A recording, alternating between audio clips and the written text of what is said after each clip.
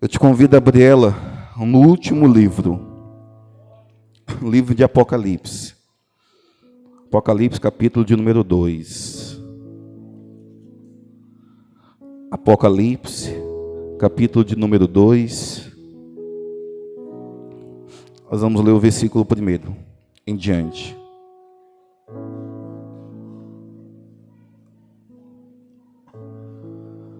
Quem achou Apocalipse, capítulo 2, diga amém. Vamos ler então, o versículo 1 diz assim: Ao anjo da igreja em Éfeso, escreve: Estas são as palavras daquele que tem as 7 estrelas em sua mão direita e anda entre os 7 candelabros de ouro. Conheço as tuas obras, o seu trabalho árduo e a sua perseverança. Sei que não pode tolerar homens maus, que pôs à prova os que dizem ser apóstolos, mas não são, e descobriu que eles eram impostores. Você tem perseverado e suportado o sofrimento por causa do meu nome, e não tem desfalecido. Contra você, porém, tenho isto: você abandonou o seu primeiro amor. Lembre-se de onde caiu, arrependa-se e pratique as obras que praticava no princípio. Se não se arrepender, virei a você e tirarei o seu candelabro do lugar dele. Mas há uma coisa a seu favor: você odeia a prática dos nicolaítas, como eu também as odeio. Aquele que tem ouvidos, ouça o que o Espírito diz às igrejas. Ao vencedor darei o direito de comer da árvore da vida, que está no paraíso de Deus. Amém? Feche teus olhos só mais uma vez. Repita comigo essas palavras. Diga assim: Espírito Santo, fala comigo. Em nome de Jesus, diga amém para Jesus. É o suficiente. Se você declarou que quer ouvir a voz de Deus, Deus ele fala. Tá bom? Tu sabia que Deus ele não é mudo? Deus ele fala até bastante, essa é a verdade. Eu até penso que Deus ele tem falado em toda esquina. Em todos os lugares Deus ele tem falado. Deus ele fala na televisão, Deus ele fala na rádio, Deus ele fala na igreja, Deus ele fala nas esquinas, até mesmo porque existem programas evangélicos na TV, na rádio, na internet. Existem homens e mulheres de Deus pregando nas esquinas a palavra. Hoje, domingo, quase que na totalidade, as portas das igrejas estão abertas e lá está se pregando a palavra de Deus. Então, eu posso entender que Deus ele está falando, Deus ele está apontando, Deus ele está dando um direcionamento. E alguém pode perguntar assim: pastor, mas então por que eu não consigo aí discernir a voz de Deus? A verdade é que as pessoas estão surdas, surdas espirituais. Deus está falando, mas elas não estão ouvindo. Deus está anunciando o caminho, mas elas não estão dando crédito às palavras de Deus. Tá bom? Mas Deus ele está falando. E essa noite não é diferente. Deus ele está falando conosco. Você pode dizer amém para Jesus? Está falando conosco, tá bom? Tem uma palavra aqui que Deus colocou no meu coração. Apocalipse, capítulo 2. É uma carta à igreja de Éfeso. E eu quero pregar sobre essa carta. Mas algo que eu quero trazer aqui como ensinamento para nós essa noite é basicamente o versículo de número 4. Porque, só para nós aqui termos o entendimento dessa carta, o Senhor Jesus escreve a carta a uma igreja. Nós poderíamos aqui comparar a nós. Quem é a igreja do Senhor Jesus? Levanta a mão. Então essa carta ela pode sim ser dirigida também a você. E o legal é que nessa carta de Jesus à igreja de Éfeso, Jesus ele ele olha nessa igreja alguns pontos fortes. E até mesmo ele chega a elogiar aquela igreja. Eu não sei você, mas receber elogio, todo mundo gosta. Todo mundo gosta. Ainda mais receber elogios do próprio Deus. É legal quando o teu pai, para aqueles que são jovens, chega para você e fala assim: meu filho, pense no menino trabalhador. Pense no menino estudioso. Se o filho estiver perto, ele fica todo cheio. Porque ele recebeu um elogio do pai. Recebeu um elogio da mãe da mesma forma. Mas eu quero que você agora comece a compreender. Receber um elogio do próprio Deus por aquilo que você está fazendo, cara, é excepcional. Quando eu olho na Bíblia, eu vejo, tá bom? Um personagem, por exemplo, chamado Jó. Jó na Bíblia, aquele Jó que nós conhecemos, a provação de Jó. Eu vejo esse personagem, ele recebendo um elogio da boca do próprio Deus. E o elogio que Deus ele dá para Jó é quando numa conversa com Satanás, Deus com Satanás, Deus olha para Satanás e disse assim: ei, Satanás, você tem visto o meu servo Jó? Homem temente a Deus, fiel, se desvia do mal, o Espírito do Senhor está com ele. Pensa num homem bom, Satanás. É o Jó. Aí tu conhece a história, Satanás olha para Deus e fala assim: mas também, tendo tudo que ele tem, sendo abençoado como ele é, até eu, se fosse, andaria na linha, né? Tu faz tudo por ele. Mas agora imagine, Deus, ele abrindo a boca para elogiar a vida de Jó. E nós estamos aqui diante de uma igreja que o Senhor, ele começa elogiando ela. E o elogio nessa igreja, nós podemos aqui trazer como entendimento, foi um elogio, vamos se dizer assim, quando ela começou. Foi um elogio, aquele elogio que quando, por exemplo, tu já viu um funcionário quando ele começa os primeiros dias no trabalho dele, cara, se é 7h30 para chegar, ele chega às 7h15. Se é para levar 2 caixas, ele leva 4. Se é apenas para varrer, ele varre e passa pano. Porque ele está nos primeiros dias de trabalho. Hoje nós temos aí na lei trabalhista o tempo de experiência. Todo funcionário, quando ele está no tempo de experiência, meu irmão, ele faz mais do que é mandado. Pelo menos os que eu conheço é dessa forma. Pode existir pessoas que no primeiro dia de trabalho já é preguiçoso. Mas a grande parte, no início de um trabalho, meu irmão, eles fazem mais. Por quê? Eles querem ser reconhecidos e eles querem ficar e permanecer naquela empresa. Mas eu conheço algumas pessoas que depois que passa o tempo de experiência deles, depois de passa lá, eu não sei se é 45 dias hoje ou 3 meses, no serviço que eu trabalho, serviço público, é 3 anos de experiência. Por 3 anos, o servidor tem que andar na linha. Se ele não andar na linha, qualquer momento ele pode ser demitido. Mas na CLT é 45 ou 3 meses.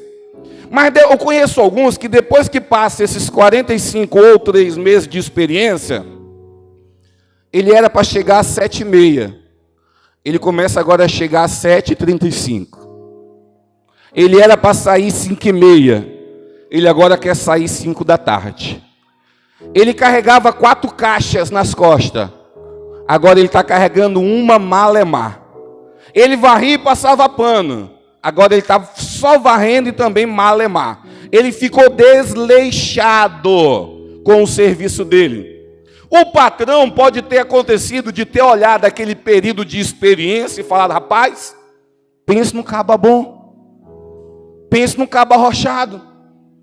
Pense no cara que faz mais do que é mandado. Mas depois da experiência, o patrão ele chega a se decepcionar com o funcionário. Por quê? Porque ele mudou completamente. Uma pessoa que era trabalhadora, ela agora se torna uma pessoa desleixada, preguiçosa. Eu quero trazer esse exemplo e agora eu jogo para a nossa vida espiritual esse exemplo. Porque todo mundo tem um início na caminhada espiritual. Porque até mesmo quando você olha, um dos princípios do Evangelho, o princípio da Bíblia, é um princípio chamado novo nascimento. Todo mundo tem que nascer de novo. Isso foi o que Jesus, no interrogatório lá com Nicodemos, Jesus disse. Nicodemos chega para Jesus e fala: mestre, pelo aquilo que o Senhor está fazendo, só pode vir de Deus, o Senhor é mestre. E Jesus agora responde esse elogio de Nicodemos com uma afirmação, fala assim: Nicodemos, em verdade te digo, se você não nascer de novo, não pode ver o reino de Deus. Então existe um princípio na Bíblia chamado novo nascimento. Todo crente, ele precisa nascer de novo, ou toda pessoa que toma a decisão de entregar a vida para Jesus, essa pessoa passou pelo processo do novo nascimento, ela é uma outra pessoa. E o novo nascimento, ele significa uma vida nova. O novo nascimento, ele significa que a quilometragem do carro da tua vida está zerada e você começa a viver ela novamente. Então eu quero que você entenda, tudo existe um início. E a caminhada cristã existe um início. Há 16 anos atrás eu comecei a caminhar com Jesus. E sabe o que é legal quando alguém começa a caminhar com Jesus?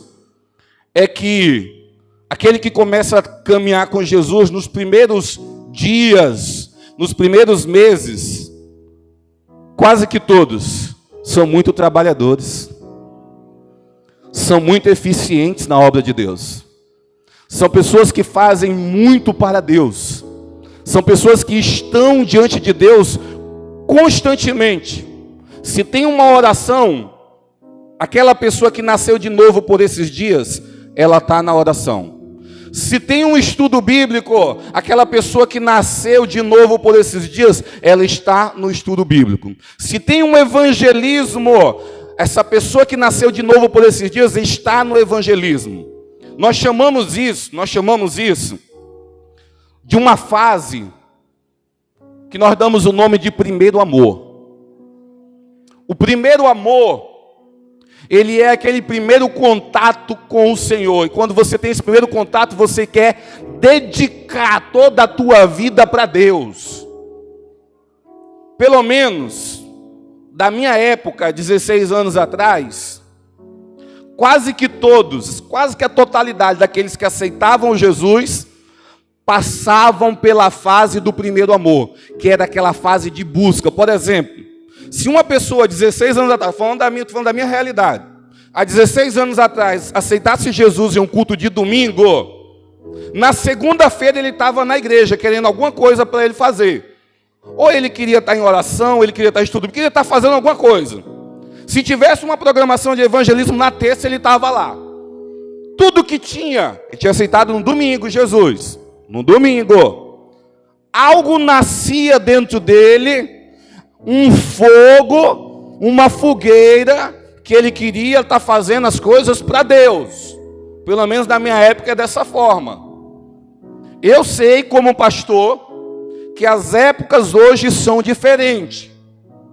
Até mesmo por experiência de vendo algumas pessoas. Pessoas que elas até vêm até o altar e entregam a vida para Jesus. Mas dá-se a impressão que elas não estão passando pela fase do primeiro amor. Por quê? Porque elas aceitam Jesus em um domingo e no próximo domingo elas nem vêm mais na igreja. Mas existe esse período na vida de muitos crentes. É o período do primeiro amor. E deixa eu te dizer uma coisa. Quando Jesus ele elogiou essa igreja, Jesus ele elogiou justamente esse período da igreja. Um período de fervor, um período de muito trabalho, um período de muita busca, um período onde os crentes aqui dessa igreja queriam somente Deus e nada mais. Mas chegou um tempo na vida dessa igreja que eles se acostumaram, vamos se dizer assim, eles se acostumaram apenas com o ambiente. Eles se acostumaram apenas com o lugar. Nós podemos entender dessa forma. Existem pessoas na vida de alguns que chega um momento da caminhada cristã, por exemplo, que elas vêm num culto e o culto para elas não é mais daquela forma de antes, de muito tempo atrás. Não tem mais aquela expectativa e aquele desejo naquilo que Deus poderia fazer na vida dela quando ela aceitou Jesus há 5, há 7, há 10 anos atrás. Ela vem e vê esse momento aqui de culto como um lugar e um momento normal.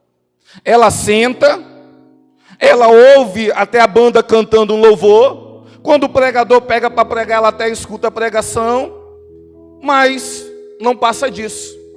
Na verdade, uma pessoa que deixa o primeiro amor sair do seu coração, ela se torna um espectador. Ela apenas assiste. Ela está ainda no mesmo ambiente que um dia foi ambiente sobrenatural para ela. Ela está ainda no mesmo ambiente que um dia ela chorou na presença de Deus, que ela orou, que ela se derramou. É no mesmo ambiente. Mas agora, com o passar do tempo, para ela esse ambiente não é mais sobrenatural. Esse ambiente não é mais um ambiente onde ela pode se derramar. É normal. E eu quero que essa igreja entenda algo aqui no nome do Senhor Jesus Cristo. Primeiro, o ambiente que você veio, quando você saiu da sua casa e veio aqui para essa igreja.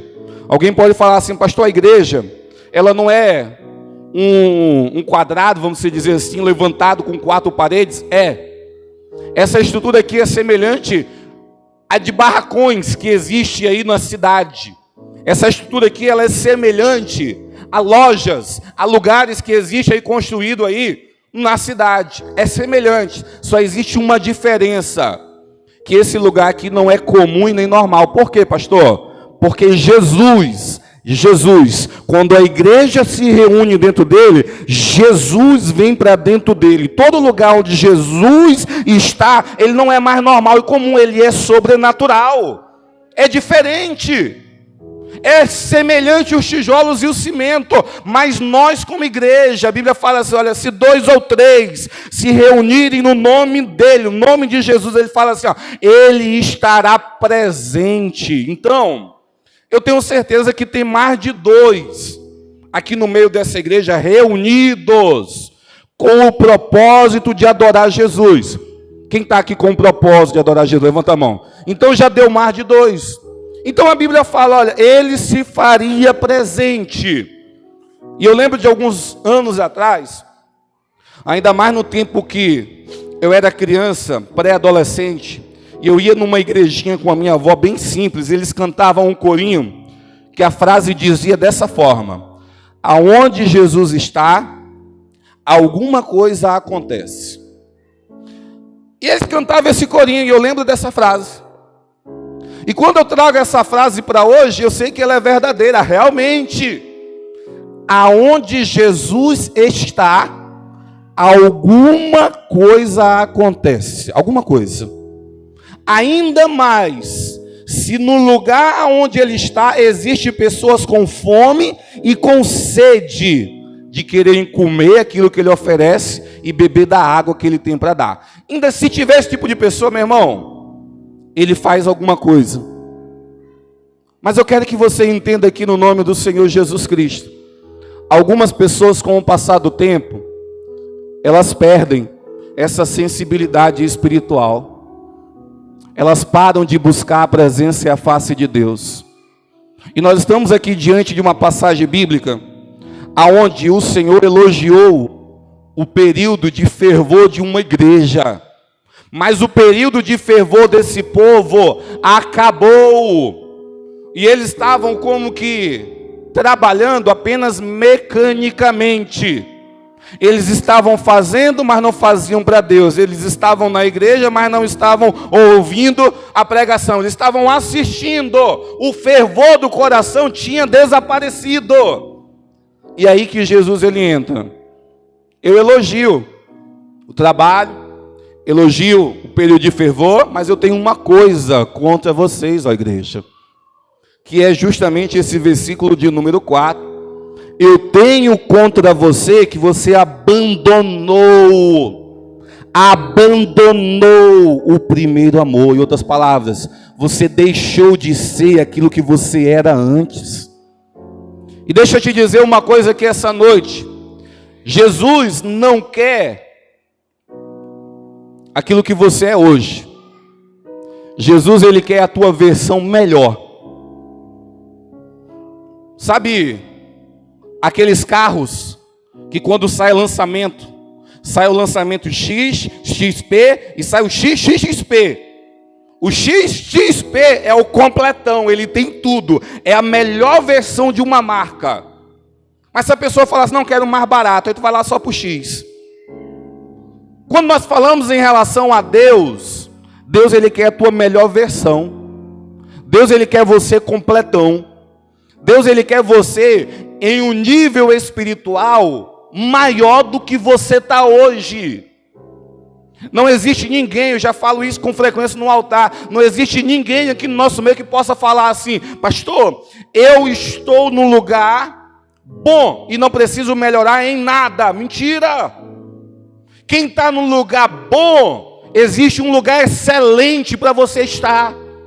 Mas alguém pode falar, não pastor, eu estou no lugar excelente, pastor. Quem está em um lugar excelente, ainda existe um lugar sobrenatural para estar.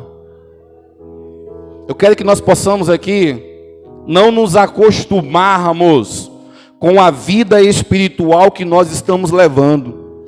Até mesmo quando nós estivermos aí orando 2, 3, 4 horas por dia, lendo a Bíblia bem, fazendo a obra de Deus, mesmo nesses momentos, nós devemos sim pensar e falar que nós devemos sim melhorar mais a nossa vida para com Deus. Mas nós estamos diante de uma igreja que perdeu o fervor. E eu sei que tem pessoas aqui que perderam o fervor por Deus. Tem pessoas aqui no nosso meio que não leem mais a Bíblia como deveria ler, ou como já leram. Tem pessoas aqui no nosso meio que começaram a caminhada cristã bem. E uma frase que eu com constância falo nesse altar é que não importa a forma que você começou a tua caminhada cristã, o que importa é a forma que você vai terminar ela. Se você disser, pastor, eu comecei orando muito, comecei lendo a Bíblia muito, comecei participando de toda a programação que a igreja proporciona, mas hoje, pastor, não oro tanto, não leio a Bíblia tanto e não vou em nada que a igreja proporciona, você é um fracasso, essa é a verdade. Você está sendo um fracassado. Porque vencedor, ele tem que concluir a caminhada dele bem. Nós estamos diante de uma carta, onde Jesus ele dirigiu essa carta a 7 igrejas. E o legal é que nessas 7 igrejas, Jesus ele sempre apontava ali umas qualidades, apontava alguns defeitos, mas no final da carta, de todas, Jesus ele fala assim, ao vencedor. Para a igreja aqui, por exemplo, de Éfeso, diz assim, ao vencedor, darei o direito de comer da árvore da vida. Para as 7 igrejas, nas 7 cartas, ele termina dizendo, ao vencedor, para Éfeso, darei o direito de comer da árvore da vida. Ao vencedor, tem uma igreja aqui que ele fala assim, ao vencedor darei o direito de reinar sobre nações. E eu quero que você possa entender isso. Existem 2 perfis onde o ser humano se enquadra. É o perfil de vencedor e o perfil de fracassado. Você pode até começar bem a tua caminhada cristã, mas se no meio do caminho você parar, pode ter certeza, você não vai ser vencedor, mas você vai ser fracassado. E eu quero trazer aqui para mim e para você uma coisa. Eu quero trazer na tua memória, se é que tem os melhores tempos, onde você buscou mais a presença de Deus. Alguns aqui podem já de imediato trazer a memória. E você vai lembrar que foi bom.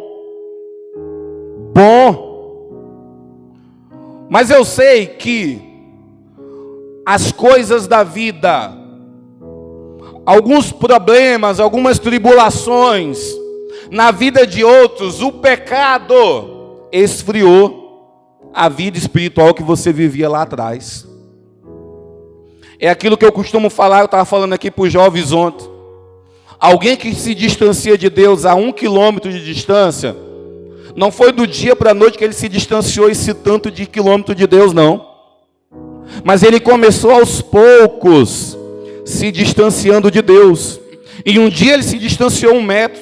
No outro dia ele se distanciou 2 metros. No outro dia ele se distanciou 3 metros. E quando ele foi perceber, ele estava a quilômetros de distância de Deus. Ninguém dorme crente e acorda desviado. Toda pessoa que está desviada, que esfriou na fé, esfriamento. Tem uma carta aqui que Jesus dirige à igreja, que Jesus condena a frieza espiritual deles. Fala assim: olha, vocês não são quentes e vocês também não são frios. Quem dera fosse uma coisa ou outra, mas vocês são mornos. Jesus condenando uma prática em uma certa igreja aqui, que é a Laodiceia. Mas o esfriamento espiritual, quer que você entenda algo nessa noite, ele não acontece se você está 100% hoje, amanhã você não vai estar frio espiritual. Mas o esfriamento acontece dia após dia. Por quê, pastor? Porque você deixa de praticar algumas disciplinas espirituais que todo crente tem que praticar. Você deixa. E quando você deixa de fazer algo para Deus, você substitui esse tempo com outra coisa. Pode ter certeza disso. Alguma coisa você coloca no lugar que antes você tirava para Deus. E deixa eu te dizer uma verdade. Essa alguma coisa que você coloca no lugar que você tirava para Deus, vai ser o responsável em fazer com que você esfrie espiritualmente, você perca o fogo e a paixão que um dia foi aceso no teu coração. Porque eu tenho certeza que quase a grande maioria que um dia aceitou Jesus, um fogo foi aceso.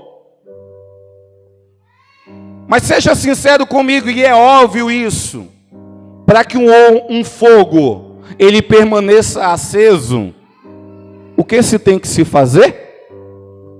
Colocar madeira, colocar lenha. Deixa um fogo por 2 ou 3 horas, sem abastecer ele de madeira ou lenha. Vai chegar um momento que vai estar só brasas. Quando está brasas, ainda existe uma forma de pegar fogo. É só você ir lá, colocar lenha, se necessário você abanar alguma coisa, aí vai pegar fogo novamente. Mas se você deixar passar do estágio da brasa, vai se tornar um carvão seco, vai se tornar um carvão preto, que nem que você jogar lenha, que você abanar, não vai ter mais fogo. A vida espiritual é da mesma forma. Aqueles que esfriam na fé ou morrem na fé, porque na igreja é o único lugar que existe zumbi. Pastor, zumbi na igreja é o morto-vivo. Ele está vivo por fora, mas ele já morreu por dentro. Pastor, como morre por dentro? Deixando de praticar aquilo que um dia você aprendeu que deveria praticar e não pratica mais. Ou se acostumando com a liturgia da igreja. Porque às vezes algumas pessoas podem falar assim: pastor, eu acho legal o momento do culto, porque existe um louvor, existe ali uma palavra, né? Alguns, quando a palavra da igreja é uma palavra mais forte, eles mudam para outra igreja e falam: não, lá na outra igreja lá a palavra é mais leve, então eu mudo para lá e continua legal. Não, lá aí tem o louvor, tem a palavra, aí a pessoa gosta desse momento. E existe uma multidão de pessoas que apenas gosta. E deixa eu dizer uma coisa: Gostar de Jesus não é o suficiente. Admirar Jesus não é o suficiente. Qualquer pessoa que está na prática do pecado, se você ir lá e perguntar o que tu acha de Jesus, muitos vão dizer: Jesus é Deus, Jesus é Salvador. Alguns vão falar, mas a vida da pessoa demonstra que a pessoa só gosta de Deus. E deixa eu dizer uma coisa aqui essa noite: você não tem que gostar de Deus, mas você tem que amar Deus. E o amor que você tem que ter por Deus é o mesmo amor que Jesus ele tem para a igreja, que é um amor sacrificial. Tu sabia que o nosso amor para com Jesus ele tem que ser um amor sacrificial? Quando eu falo em amor sacrificial, eu falo em amor que você tem que dar a tua vida por Jesus. Se necessário morrer, você tem que ter a coragem de morrer. Porque alguns aqui pensam que, pastor, servir Jesus é muito legal porque está até mesmo na moda, né, pastor? Parece que dá uma impressão até assim de uma pessoa mais, quando você chega em um ambiente e fala assim: eu sou evangélico, parece que dá aquela impressão que tu é honesto, parece que dá aquela impressão que você anda na linha. Está até na moda dizer que é evangélico. Mas eu quero que essa igreja aqui entenda algo no nome do Senhor Jesus. Os evangélicos, eles não vão herdar o reino dos céus. Quem herda o reino dos céus, sabe quem são? São os discípulos. Os discípulos são eles que vão herdar o reino dos céus. E um certo dia Jesus olhou para os discípulos e disse: se alguém quer vir após mim, negue-se a si mesmo, tome a sua cruz e me siga. Então quando Jesus disse para ele assim: tome a cruz, a referência que Jesus estava falando é sobre morte. É pegar a cruz e ir em direção ao Calvário. Então o amor que eu tenho que ter para com Deus é um amor sim sacrificial. É você não viver mais a tua vida. É você não ter mais as tuas, vamos se dizer assim, os teus sonhos e projetos longe de Deus. Não. Você tem que viver agora aquilo que Deus ele tem, que é para a tua vida. É esse a forma que Deus ele quer que os discípulos o sigam. E eu quero que nós, aqui no nome do Senhor Jesus Cristo, não possamos admirar Jesus ou muito menos apenas gostar dele, mas que nós possamos amá-lo de uma forma sobrenatural. E quando eu falo amar Jesus de uma forma sobrenatural, eu falo que você tem que ter os frutos.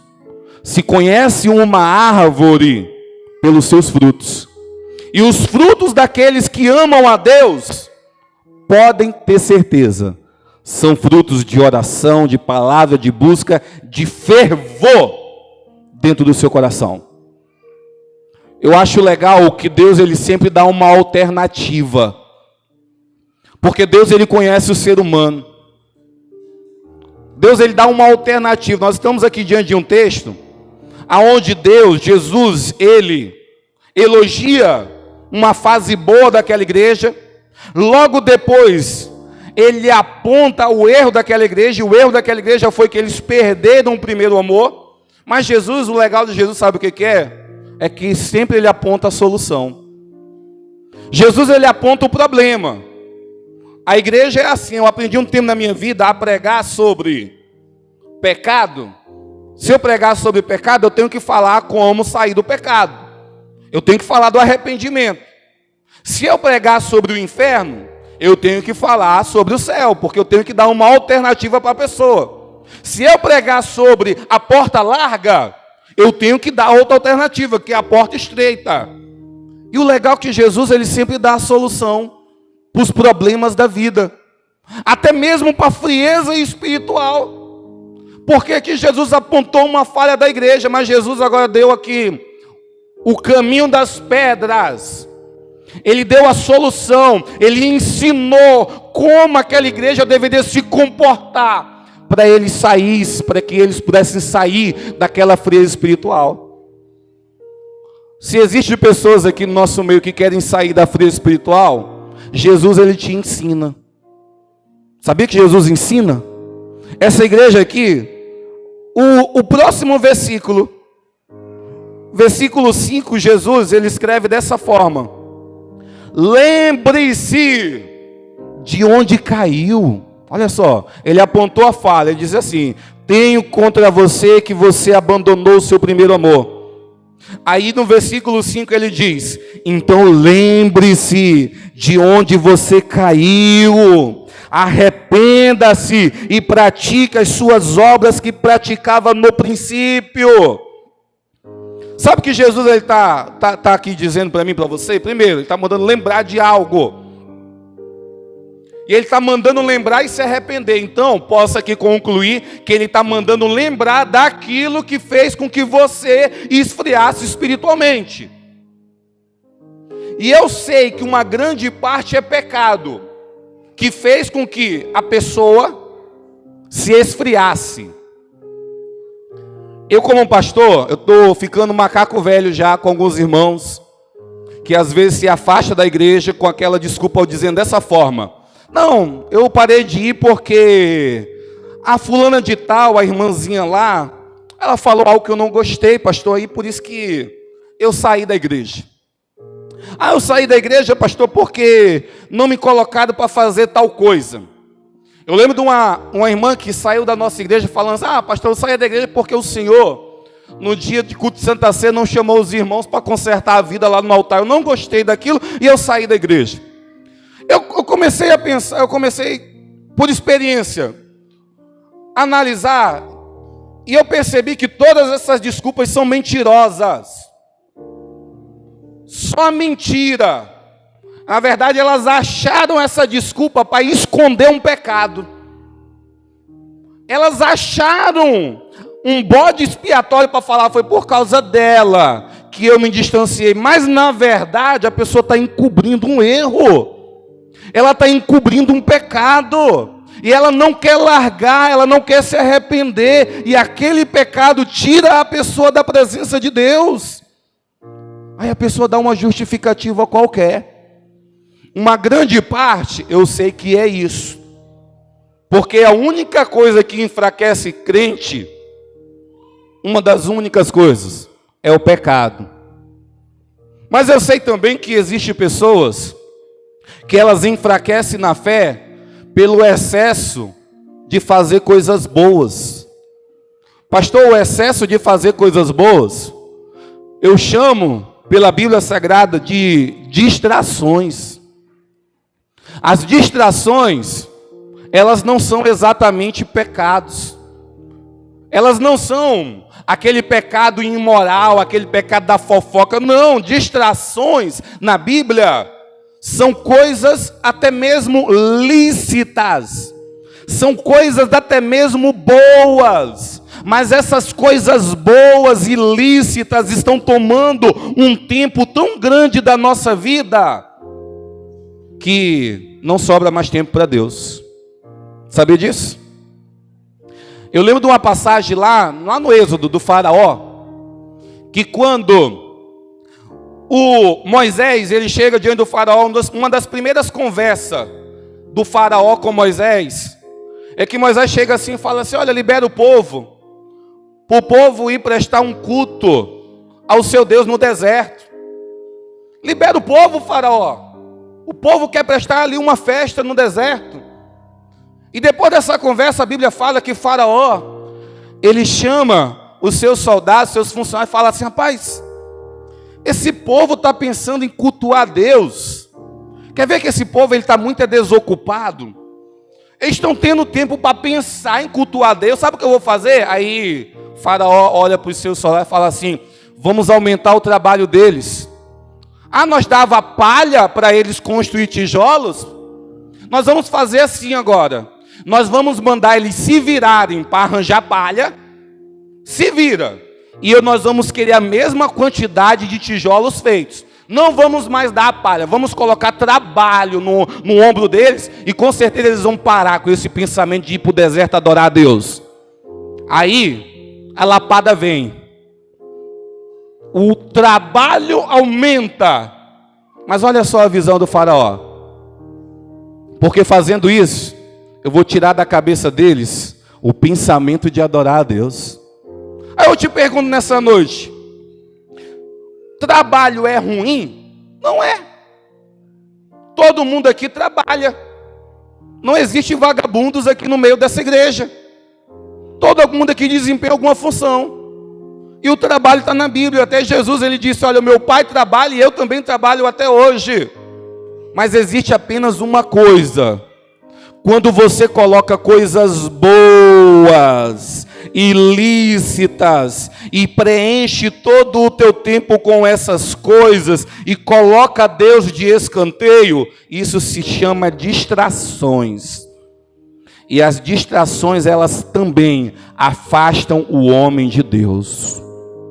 Pastor, as distrações também afastam o homem de Deus? Afastam coisas boas. É o Senhor chamando o seu servo e dizendo assim: ei, vai convidar os convidados, porque eu fiz uma grande festa, um grande banquete, e eu quero que você vá lá e convide essas pessoas para vir para esse banquete. Aí lá vai o servo do Senhor. O Senhor mandou e fez um convite para você ir para o banquete. Aí o primeiro convidado olha para o servo e diz assim: não dá para ir. Não dá. Sabe por quê? Porque eu comprei algumas juntas de boi e eu preciso ir ver elas. Então, fala lá para o Senhor que eu recuso o convite dele. Eu te pergunto essa noite: comprar boi, um dos meus sonhos é um dia ser fazendeiro, ter uma fazenda e ter milhares de cabeças de gado nela. Pastor, é pecado isso? De forma nenhuma. Isso não é pecado. Mas essa pessoa, ela recusou o convite do Senhor, colocando essa distração lícita e boa na frente. Ela não quis estar com Deus. Ela decidiu estar com as suas juntas de boi e não quis ir passar um tempo lá com o Senhor. Aí o servo chega diante do outro e fala assim: ei, o Senhor mandou te convidar. Você vai para o banquete que o Senhor preparou para você? Aí o outro olha para o servo e fala assim: olha, fala para o Senhor que eu recuso. Eu comprei umas terras. Eu comprei aí uns alqueiros de terra e eu preciso ir ver as minhas terras. Eu te pergunto, é pecado ter terra? Se Deus permitir, um dos meus sonhos também é um dia ter muitas terras com os apartamentos construídos para mim viver apenas dos aluguéis. É pecado isso? Isso não é pecado. Nós chamamos até de prosperidade e bênção de Deus. Mas quando essa pessoa colocou isso na frente de estar com Deus, isso se tornou uma distração. Aí o servo chega e vai lá no terceiro e fala: aí, o Senhor mandou tu ir lá para a festa e para o banquete. Aí o terceiro olha para o servo e fala assim: olha, fala para o Senhor que eu não vou. Sabe por quê? Eu casei. Estou de lua de mel. Tu acha que eu vou lá para o banquete? Não, fala que eu casei e não dá para ir. Eu te pergunto, o casamento é bênção ou é maldição? O casamento é bênção. Nós até aconselhamos como pastor, todo aquele que não é casado ou amaziado, tome a decisão de casar, porque Deus, ele trabalha dentro do casamento. A bênção vem quando a porta de legalidade é fechada. É pecado casar? Não é pecado casar. Mas quando aquele servo, aquele convidado colocou o casamento na frente do Senhor, da frente do lugar para estar com Deus, aquilo se tornou uma distração.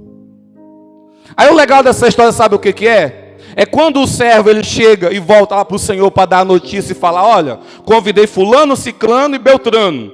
Um falou que comprou boi, o outro falou que comprou terra, e o outro falou que casou, e todos recusaram o teu convite. Aquele senhor, ele fica furioso e brabo.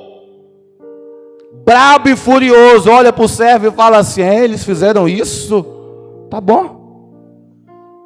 Agora eu quero que você saia de novo, servo. Mas vá nos becos, vá nas vielas, traga os aleijados, traga os necessitados, porque esses eles vão participar comigo do banquete.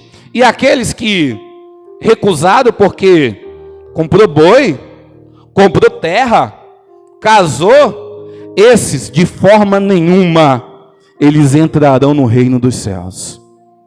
Sabe o que esse ensinamento traz para nós? Que não é só pecado que tira uma pessoa do céu. Se alguém pensar, pastor, eu tenho que cometer pecado, não é, pastor, para mim ir para o inferno? Quem disse isso? Se você começar a negligenciar as disciplinas espirituais que todo crente tem que praticar, você não está salvo, não. Se você não começar a orar como deveria orar, não ler a Bíblia como deveria ler, não ter um compromisso como deveria ter com Deus, você não está salvo. Porque tu cai no pecado da negligência.